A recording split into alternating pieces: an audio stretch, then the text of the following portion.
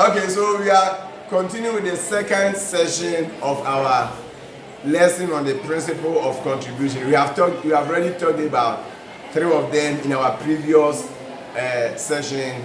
We learned about the principle of utmost good faith. We talked about insurable interest, and then we ended with principle of contribution, where I made you understand that that one should be distinguished from the concept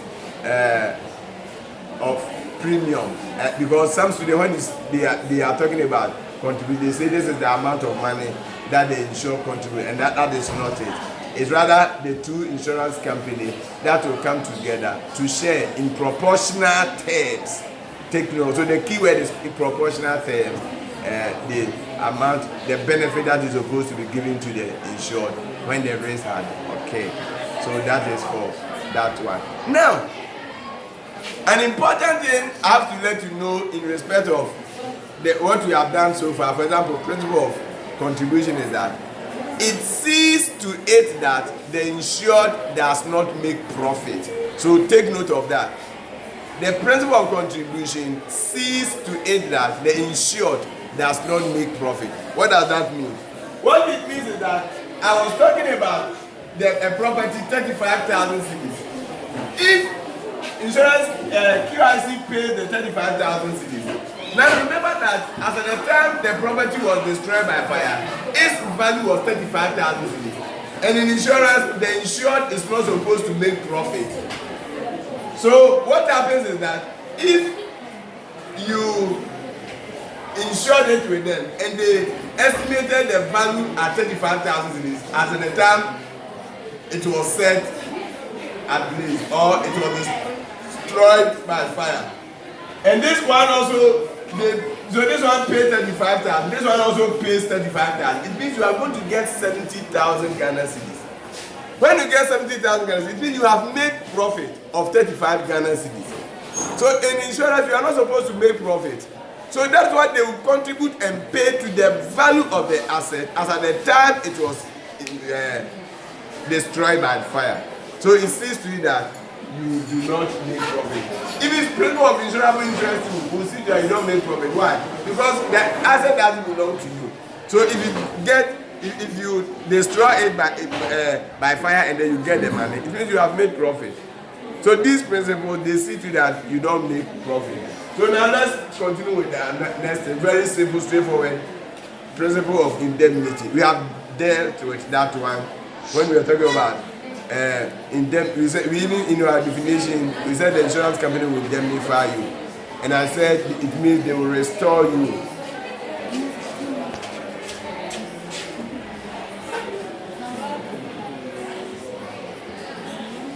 Back to your former position.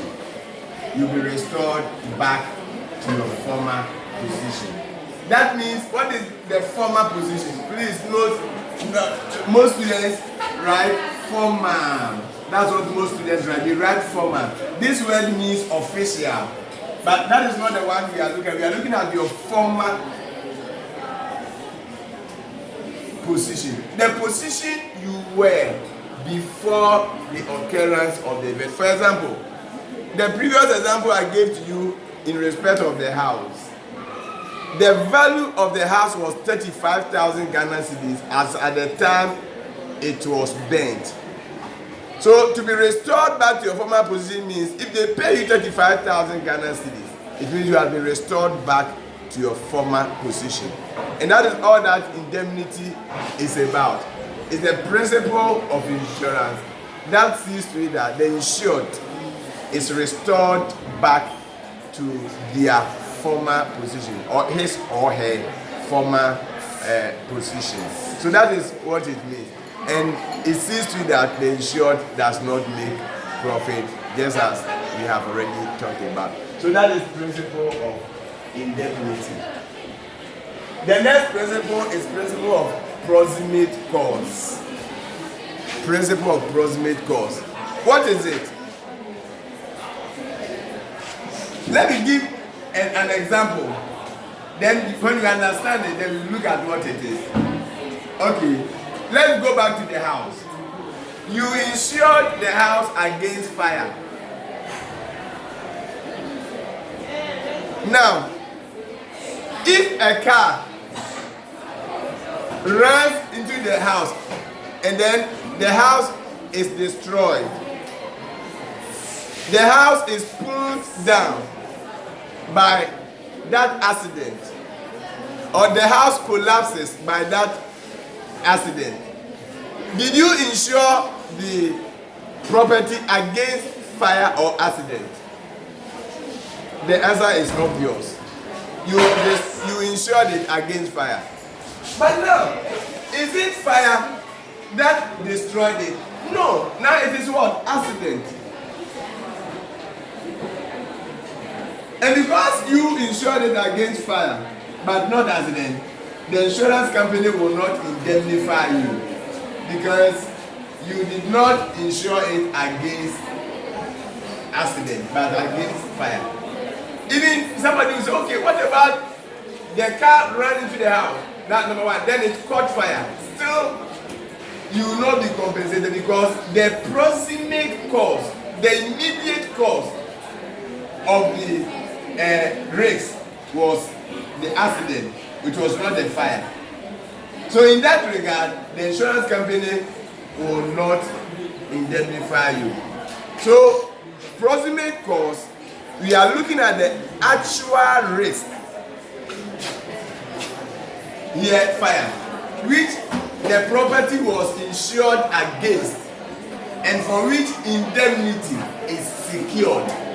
In other words, the risk that you insured the property against, when the risk occurs, that is when the insurance company will indemnify you. So the actual risk, fire, which the property was insured against and for which indemnity will be secured. So if you insured it against fire and there is accident, you will not be indemnified because the proximate cause was not fire, but it was accident.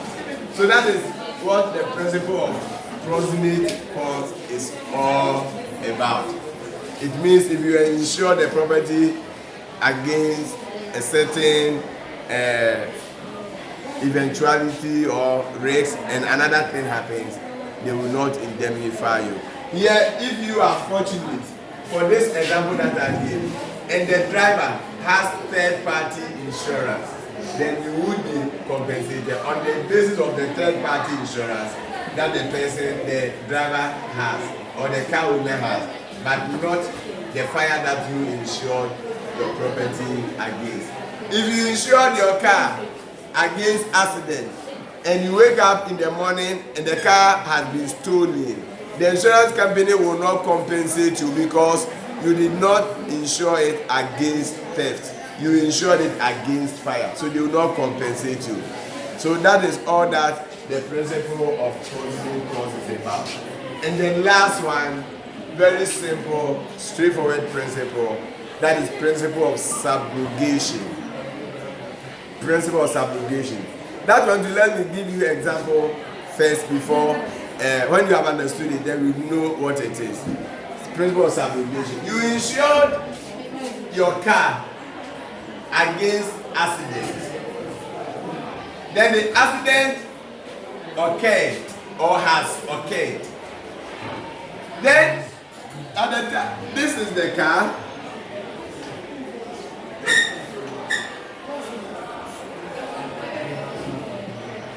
Now, this car has been involved in accident. And that the car is now destroyed. So look at the car. So this is now the state of the car. This car, before it was involved in accident, the value of the car was, let's say, 15,000 Ghana cedis.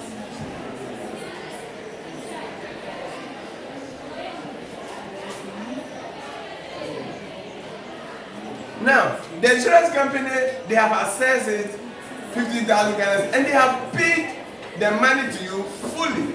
So you have received the 15,000 Ghana cedis.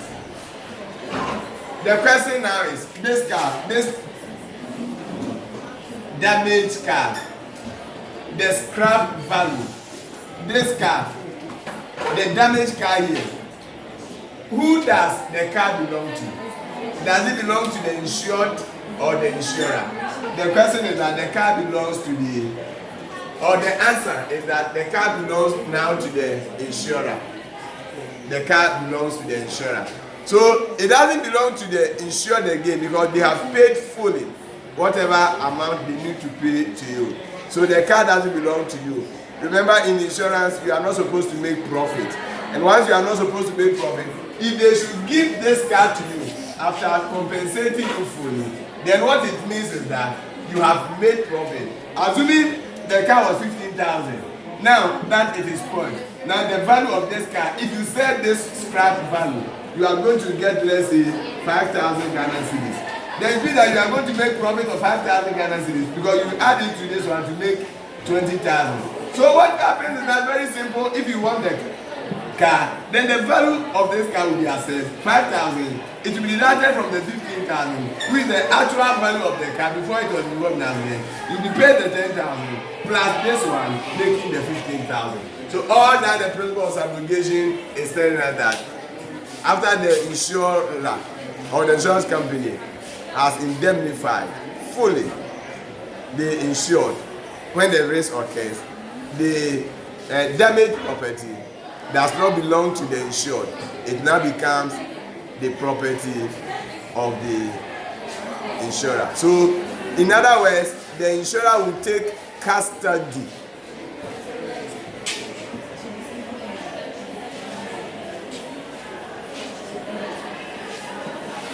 of the damaged property after they have insured after they have compensated or indemnified the insured. This brings us to the end of our topic on principles of insurance. Go and search for past questions and you see a lot of the questions are on principles of insurance. Either they will give you, they will ask you to explain the foreign terms in insurance or the foreign principles of insurance, or you be asked to state and explain for principles of insurance or any other way it might be. We shall meet another time and talk about types of insurance policies. Have a very nice day. Thank you.